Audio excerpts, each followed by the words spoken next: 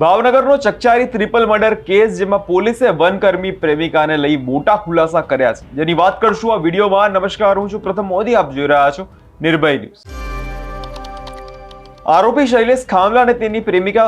બંને હત્યાને અંજામ આપ્યા બાદ પ્રેમિકા સાથે ભાગી જવાની તૈયારીમાં આરોપી હતો। બંને પોતાના પાસપોર્ટ તૈયાર રાખ્યા હતા અને વનકર્મી પ્રેમિકાની પૂછપરછમાં તેણે કબૂલ્યું કે પરિવારની હત્યા કરી એ દિવસ દરમિયાન તેની સાથે સતત આરોપી શૈલેષ ખામલા કોન્ટેક્ટમાં હતો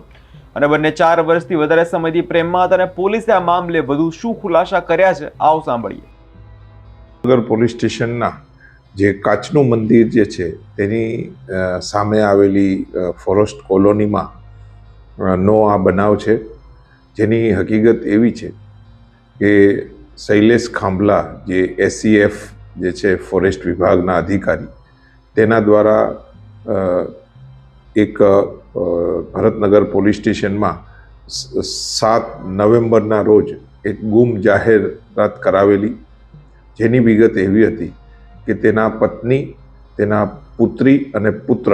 જે છે એ ગુમ છે।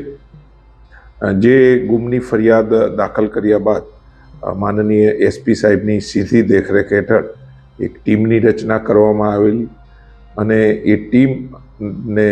તેના અંગત બાતમીદારોથી CDR એનાલિસિસથી એવું જાણવા મળેલું કે તેની જે આ શૈલેષ ખાંભલા જે છે તેનું સરકારી ક્વાર્ટર્સ છે તેને આગળના ભાગે ખાડો ખોદવામાં આવેલો અને ખાડો પૂરી દેવામાં બી આવેલો। જે ઇનપુટ મળતા પોલીસ જે છે તેની વેરિફિકેશન માટે પર્સનલી ત્યાં તેના સ્ટાફને ડિપ્લોય કરવામાં આવેલા અને ત્યાં ચેકિંગ કરતા એ વાતની સત્યતા બહાર આવી અને તે ત્યાં ખાડો કરેલો હોય, જેથી એક્ઝિક્યુટિવ મેજિસ્ટ્રેટ તથા સરકારી પંચો, વિડીયોગ્રાફી ડોગને સાથે રાખી, FSL અધિકારી શ્રીને બી સાથે રાખી જે જગ્યા હતી ત્યાં ખોદકામ કરતા ત્યાં 3 મૃત્યુદેહ મળેલા। જે મૃત્યુદેહની જે ઓળખ કરતા આ મૃત્યુદેહ નૈનાબેન તથા પૃથા અને ભવ્યનો હોવાનું સાબિતી મળેલી, જે અનુસંધાને તેનો કબજો લઈ અને PM કરવામાં આવેલા અને ખૂનનો ગુનો દાખલ કરવામાં આવેલા, જેમાં જે શૈલેષ ખાંભલા તેના દ્વારા આ ખૂન કરવામાં આવેલની હકીકત ખુલવા પામેલ, જેના અનુસંધાને તેના વિરુદ્ધ પૂરતા પુરાવા લેવામાં આવેલા છે અને વિસ્તૃત પુરાવા લેવા અનુસંધાને એવી હકીકત મળેલી કે આ જે શૈલેષભાઈ જે છે તે અગાઉ જુનાગઢ ડિસ્ટ્રિક્ટ એરિયામાં જે તે ત્યાં સર્વિસ કરતા હતા દરમિયાન ત્યાંના કોઈ બી જે એક વનકર્મી સાથે તેઓને પરિચય થયેલો અને તેની સાથે અવારનવાર વાતચીત કરતા અને આ જે ખૂન થયું તે દિવસો દરમિયાન બી તેની સાથે સતત કોન્ટેક્ટમાં હોવાની હકીકત મળતા આ વનકર્મી જે છે તેને અહીંયા ભાવનગર ખાતે તેની પૂછપરછ કરવામાં આવેલી છે। તેમાં એવી હકીકત બહાર આવેલી કે આ જે છે પર્સનલી બંને એકબીજાના ઓળખમાં હોવાના અને એકબીજાને ચાહતા હોવાની હકીકત ખુલવા પામેલી અને આ 3 વખતની પૂછપરછ દરમિયાન જે છે તેણે કબૂલ્યું કે જે ખૂન કરવાની જે રાત હતી તે રાતે આ શૈલેષ ખાંભલા દ્વારા જે આની સાથે વાત કરતા તેણે એવું કહેલું કે ભાઈ હું કોઈ બી સંજોગોમાં કોઈ બી કામ કરું, તમે મને અપનાવશો કે નહીં, ત્યાંથી અપનાવવાની વાત કરેલી। બાદમાં આ લોકોના જે છે પાસપોર્ટ બી બંનેના તૈયાર કરાવેલા અને ફોરેન બી નાસી જવાની વિગત હતી, તેને બી આપણે ડોક્યુમેન્ટેશન કરવામાં આવેલું છે।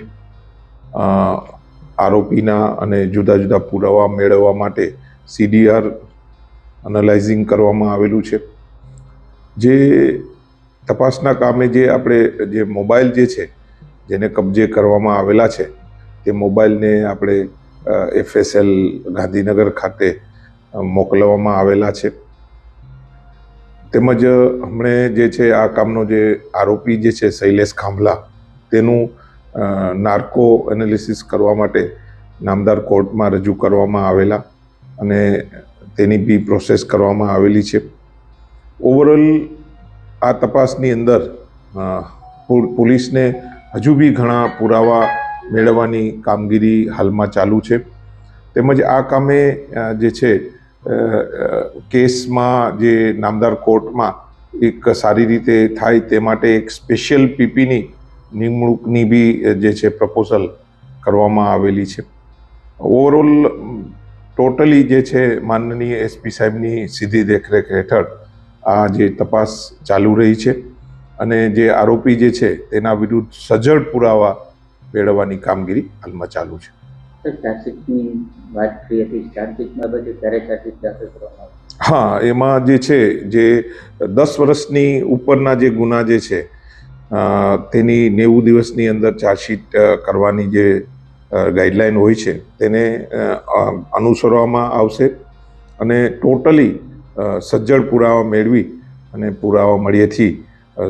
જે છે ટોટલી આ કેસને નામદાર કોર્ટમાં રજૂ કરવા માટે ચાર્જશીટ કરવામાં આવશે અને જે છે આ આરોપી જે છે તેને સજા થાય તે રીતની જે છે પોલીસ દ્વારા એક ટીમની રચના કરી અને સજ્જડ પુરાવા મેળવવાની કામગીરી હાલમાં ચાલુ છે. સર, આ વનકર્મી જે યુવતી હતી અને શૈલેષ ખાંભલા વચ્ચે છેલ્લા કેટલા સમયથી રિલેશન હતા અને અન્ય કોઈ આ સિવાય કોઈ પુરાવા કોઈ સામે આવ્યો? આ જે આશરે જે છે 4 વર્ષથી આ લોકો એકબીજાના સતત કોન્ટેક્ટમાં હતા અને એ બી કહી શકાય કે એકબીજાને ચાહતા બી હતા એ લોકો. એ ટાઈપના જે CDR ના જે કોલ રેકોર્ડ મળેલા છે અને જે રાત હતી એ નાઇટમાં બી એણે વાતચીત કરેલી હોય અને જે શૈલેષે જે છે આ યુવતીને બી પૂછેલું ભાઈ તું મને અપનાવીશ કે નહીં, તો ત્યારે બી જે વનકર્મી હતા તેના દ્વારા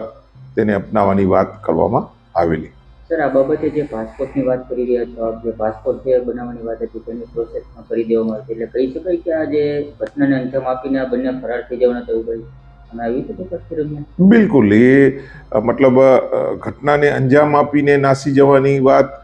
કે ભાઈ આ જે કેસ જે છે આ જે શૈલેષ ખાંભલા દ્વારા ગુમ રજીસ્ટર કર્યા બાદ જે છે જો પોલીસ કંઈ બી ના કરી શકે, આની લાશ ના મેળવી શક્યા હોત અને થોડા દિવસમાં થોડા મહિનાઓમાં આ કેસ જે છે શાંત થઈ જતે તો બાદમાં જે છે આ લોકો ફોરેન બી ચાલ્યા જવાની વાત હોય એ રીતની આખી પાસપોર્ટની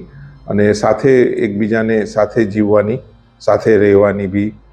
જે તપાસ દરમિયાન હકીકત ખુલેલી છે. પોલીસે આ મામલે વધુ તપાસ માટે 6 ડિસેમ્બરના રોજ શૈલેષ ખાંભલાને નાર્કો એનાલિસિસ માટે રજૂ કરાવવામાં આવ્યો હતો. પોલીસે નાર્કોની માંગણી કરી ત્યારે શૈલેષ ખાંભલાએ નાર્કો કરાવવા અંગે ના પાડી દીધી હતી, જેના પર વિચારણા કરવા માટે કોર્ટે 3 દિવસની મુદત આપી હતી અને આજ ફરી શૈલેષ ખાંભલાને કોર્ટમાં રજૂ કરવામાં આવ્યો છે. હવે જોવાનું રહ્યું કે કોર્ટ દ્વારા શું નિર્ણય લેવામાં આવ્યો છે. આ વિષયમાં આપનો શું અભિપ્રાય છે તે કમેન્ટ કરી જરૂરથી જણાવજો અને અમારી ચેનલ નિર્ભય ન્યૂઝને લાઇક, શેર અને સબસ્ક્રાઇબ કરવાનું ભૂલશો નહીં.